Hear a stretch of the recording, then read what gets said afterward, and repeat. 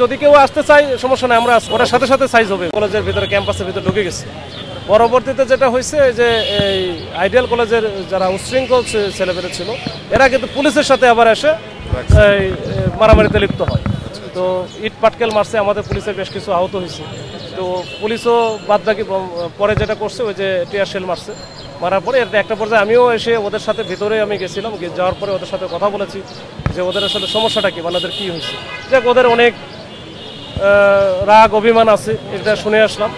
তো তাদের বিষয়গুলো না আমরা গুরুত্বের সাথে দেখতেছি যে তারা যেন নিরাপদে স্কুলে আসতে পারে বা কলেজে আসতে পারে, কলেজ থেকে বা নিরাপদে বাড়ি ফিরতে পারে, সেইটার জন্য আমাদের প্রচেষ্টা সবসময় ছিল, এখনও আছে। কিন্তু তার বোঝানোর পরে এরপরে আমরা চলে আসি যে আজকে তো মোটামুটি শেষ। তো আসার পরে যখন আমরা এই সায়েন্স ল্যাবের কাছাকাছি চলে আসি যে আমরা চলে যাব, এর মধ্যে দেখতেছি আবার ওই আইডিয়াল কলেজের স্টুডেন্ট যারা আছে এরা মোটামুটি 150 বা 200-র মতো এরা দেখি দৌড়াদৌড়ি শুরু করছে কোনো কারণ ছাড়াই। কী কারণে দৌড়াইতেছে যে শেষ পর্যন্ত এখানে আসছে। তো এখানে এসে আমাদের পোলাপান যেটা আছে ওই যে ফোর্সেরা ওদেরকে এখানে ডিসপার্স করে দিছে, এরা এখান থেকে সব চলে গেছে বিভিন্ন দিকে। গ্রেপ্তার কিছু আমরা ধরে ফেলছিলাম, কিন্তু পরে স্টুডেন্ট বলে আমরা আর কোনো কিছু করি নাই, আমরা রিক্সাতে উঠে দিয়ে ওদের বাসায় পাঠিয়ে দিচ্ছি।